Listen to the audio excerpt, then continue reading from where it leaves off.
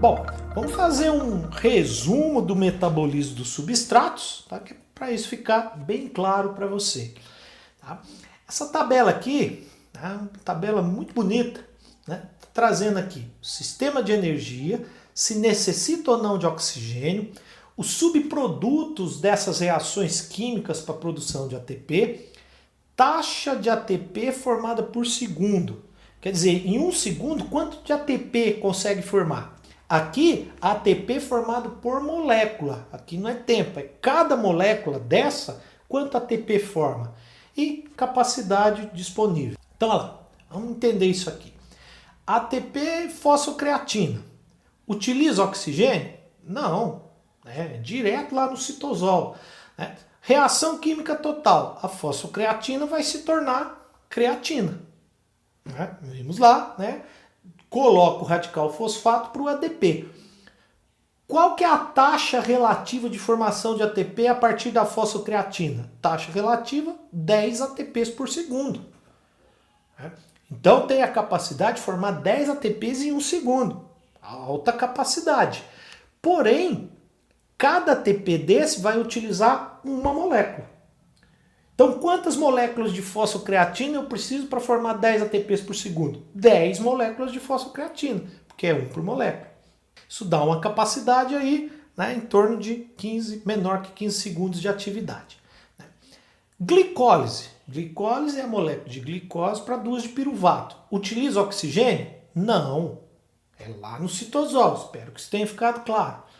Reação química total. É a glicose ou o glicogênio, né, para lactato. Sem a presença de oxigênio, forma lactato, é a reação química, produto final. Né? Quanto que é a taxa de ATP formado por segundo? 5. Em um segundo, uma molécula de glicose, né, tem a capacidade de formar 5 ATPs. Né? Então, olha como é que diminuiu. Porém, cada molécula de glicose forma 2 ATPs na glicólise. De glicose para piruvato, 2 ATPs. Se for glicogênio, 3 ATPs. Vimos isso. Isso dá uma capacidade de você realizar uma atividade próximo de 1 minuto. Então, esse aqui é o metabolismo anaeróbio. Os carboidratos, além do metabolismo anaeróbio, pode também entrar no metabolismo aeróbio, metabolismo oxidativo. E aí, utiliza oxigênio? Sim. E aqui fique claro, né? Estou falando lá dentro da mitocôndria. Então pode utilizar tanto glicose quanto glicogênio, produto final, entra oxigênio, produz ATP, CO2, vimos lá como é que o CO2 é produzido, e água. Nota que dá mais trabalho. Tem que formar piruvato, né? O piruvato tem que entrar, ser convertido em acetil-CoA dentro da mitocôndria. Mitocôndria vai utilizar o ciclo do ácido cítrico, cadeia transportadora de elétrons. Dá mais trabalho do que glicose para piruvato formar ATP. Né? Então, olha lá, taxa relativa de ATP formado por segundo, 2,5. Demora mais para formar ATP. Porém, uma molécula de glicose forma, né, aqui mais uma vez a história dos números, né, nós vimos lá em torno de 30 a 32 ATPs por molécula de glicose. Isso é uma atividade em torno de 1h30. Né? E as gorduras? Gordura é só oxidativo. Carboidrato pode ser anaeróbio ou aeróbio. Gordura é oxidativa, dentro da mitocôndria. Precisa de oxigênio, sim. Ácido graxo ou triglicerídeo também vai ser convertido para CO2 e água. Sempre metabolismo oxidativo forma ATP, CO2 e água. Taxa relativa de ATP, 1,5 por segundo. Dá mais trabalho ainda que o carboidrato. Tem que passar pela beta-oxidação. Tem que tirar primeiro os triglicerídeos lá das gorduras. Todo aquele processo. Então demora mais para formar ATP. Em compensação, produz aí mais do que 100 ATPs, né?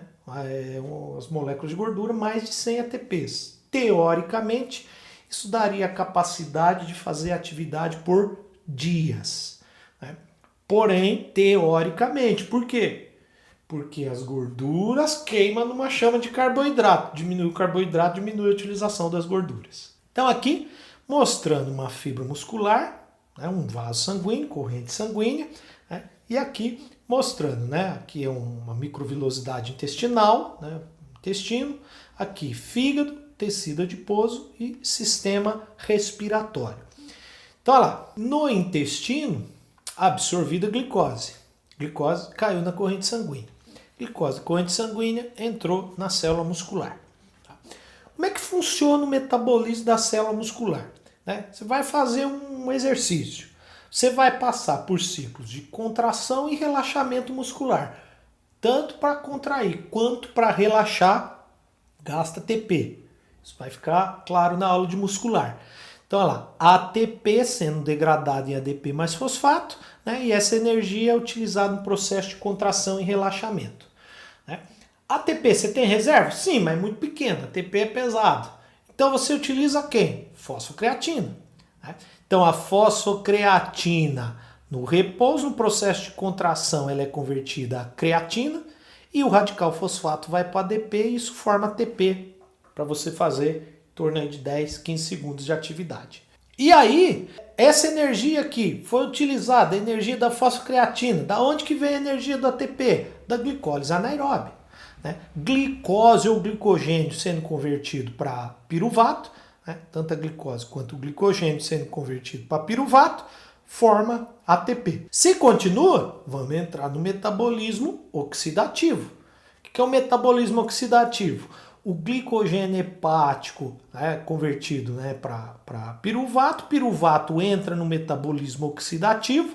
Né? Lembrando lá o ciclo de Cori. Né, o lactato tem a capacidade de formar glicose, mas essa glicose sob metabolismo oxidativo significa que está dentro da mitocôndria, acetil-CoA, cadeia transportadora de elétrons, produção de ATP. Né? Gordura é só metabolismo oxidativo, triglicérides sendo quebrado em glicerol mais ácido graxo, acetil-CoA, ciclo do ácido cítrico, cadeia transportadora de elétrons. Tanto o metabolismo oxidativo dos carboidratos quanto das gorduras entra na jogada quem? Sistema respiratório. Né? Colocando oxigênio para as células e retirando o CO2. Então você vê, né? Aqui fica claro. Né? Olha como é que está integrado. Para ter essa produção de ATP, está integrado sistema digestivo, sistema cardiovascular e sistema respiratório. Né? Por isso que a gente vai falar aí dos sistemas de forma integrada. E aqui um detalhe, né? As pessoas às vezes acham que é assim, né? Subir no esteira, vou fazer exercício. Primeiro que eu utilizo é o ATP. Aí a ATP acabou. Aí agora eu vou utilizar fosfocreatina. Aí fosfocreatina acabou. Agora eu vou utilizar glicólise anaeróbica. Minha pergunta é, entre um e outro, da onde você tirou a energia? Utilizou ATP, ATP acabou, você desmaiou. Por que você não desmaia? Porque você já está utilizando a fosfocreatina. Utilizou fosfocreatina, 15 segundos de atividade, 10 a 15 segundos de atividade intensa. Por que você não desmaia? Porque você já está utilizando a glicólise anaeróbia. É o que está mostrando essa imagem aqui, ó. Tem uma sobreposição das vias metabólicas. Né? Logo no iniciozinho, ATP. Utilizando o ATP, tem uma reservinha. Né? Depois, fosfocreatina. Mas nota que aqui você já estava utilizando a fosfocreatina. No início do exercício, já estava utilizando a glicólise anaeróbia. Depois, continua aqui segundos. Ó, 6 a 10 segundos. Aqui o pico da glicólise anaeróbia. Mas você pega aqui no pico da glicólise anaeróbia, é glicólise anaeróbia, de glicose para piruvato. Mas você já está utilizando a glicose aeróbia. Ainda está utilizando a fosfocreatina, ainda tem um pouquinho de ATP. E aqui já começou até a utilizar gordura. Se continua com essa atividade, aí entra o metabolismo oxidativo. Metabolismo oxidativo, né? Primeiro o carboidrato, se essa atividade continua, né? Vai cada vez aumentando mais a utilização das gorduras e diminuindo a utilização dos carboidratos de forma aeróbia. Então a gente tem uma sobreposição das vias metabólicas. Por isso que quando você sobe numa esteira, você não desmaia. né? As vias elas são sobrepostas para sempre estar gerando energia, para sempre estar gerando ATP para você poder realizar essa atividade. E aqui para finalizar, metabolismo dos substratos nos estados absortivos e pós-absortivos. É dessa forma que funciona. Então vamos pensar durante o estado absortivo. O que é o estado absortivo? Você acabou de se alimentar. Como é que está o metabolismo geral, né? Vamos fazer aqui um resumo.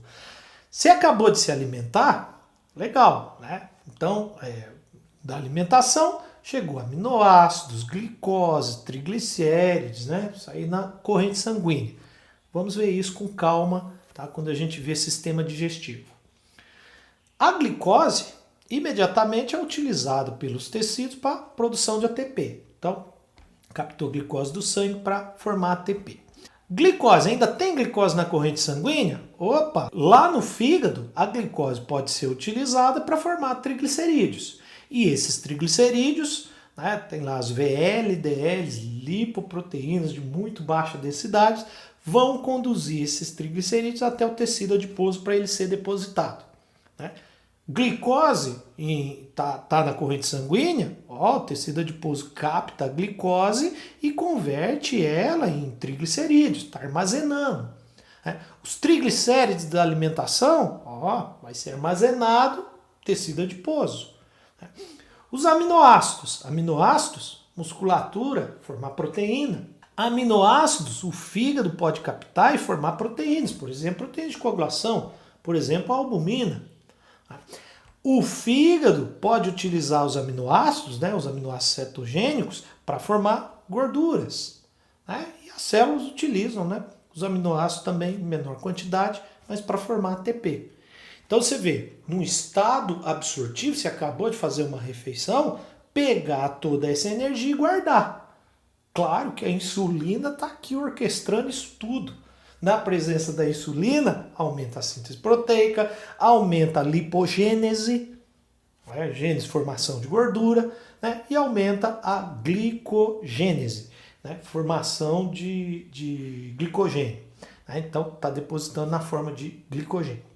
E durante o estado pós-absortivo, entre as refeições, você ficou sem se alimentar. Como é que funciona? Como é que está tudo orquestrado? O glicogênio hepático que foi depositado vira glicose. Né? Quebrado, glicogenólise, aumenta glucagon, aumenta adrenalina, né? Aumenta cortisol, né? Glicogenólise, quebrou glicose para a corrente sanguínea. Lógico, a glicose está diminuindo, né? Entre as refeições. Faz tempo que você não se alimentou, glicose diminuindo, vamos colocar a glicose na corrente sanguínea. O tecido adiposo, os triglicéridos, quebrado em glicerol mais ácido graxo. Glicerol, o fígado tem a capacidade de converter o glicerol em glicose. Ácido graxo não, ácido graxo não vira glicose. Né? Então é utilizado pelos tecidos, né, para produção de energia e pode formar aí os corpos cetônicos. Né? Corpos cetônicos, então, corrente sanguínea. Então é utilizado para ATP e pode formar aí os corpos cetônicos. Corpos cetônicos são utilizados? Sim. Por exemplo, o coração tem a capacidade de utilizar os corpos cetônicos para formar ATP. Os rins têm a capacidade de utilizar os corpos cetônicos para formar ATP. Né? O sistema nervoso pode utilizar os corpos cetônicos para formar ATP. Tá? Mas não é o principal substrato para a energia do sistema nervoso.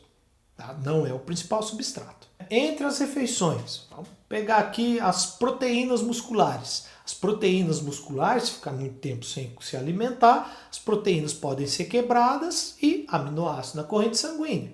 Aminoácido na corrente sanguínea. O glicogênio muscular, muito tempo sem se alimentar, fazendo exercício, por exemplo, ele pode ser depletado. Se for por via oxidativa, ATP. Se for por via anaeróbia, produz ATP, menor quantidade, mas produz também o ácido lático.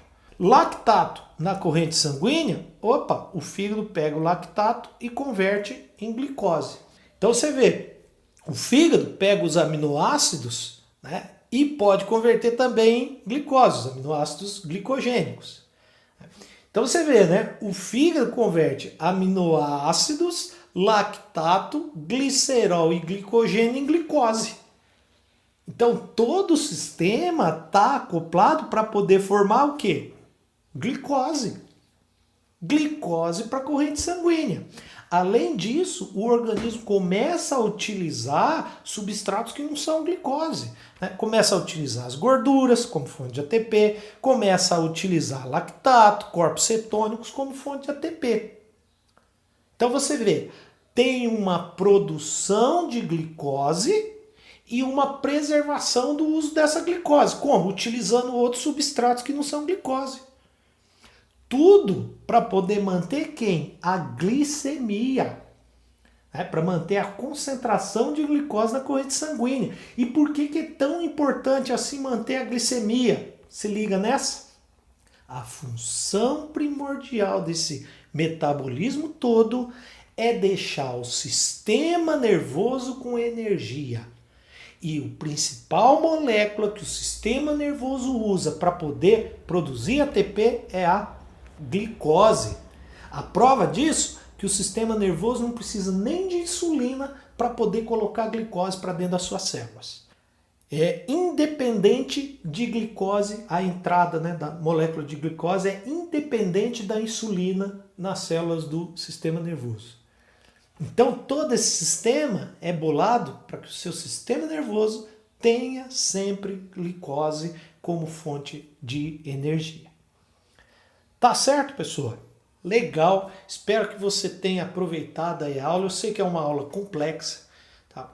Se a gente vai falar aí de formação de ATP, né, dentro da célula, é algo muito complexo, mas espero que você tenha entendido, que você tenha gostado e qualquer coisa estou disponível para tirar a sua dúvida, tá? Agora, né, nós vamos começar a ver os sistemas relacionados, né? Nós vimos aí a formação de ATP dentro da célula, mas algo tem que acontecer para chegar, por exemplo, oxigênio, né, até as células, para a mitocôndria poder fazer oxidação, para chegar aos substratos, aminoácido, glicose, as gorduras, chegar até as células, né? Como que isso é conduzido até as células. Então agora nós vamos ver os sistemas relacionados, né, à condução desses substratos, desse oxigênio, desse CO2 para fora da célula.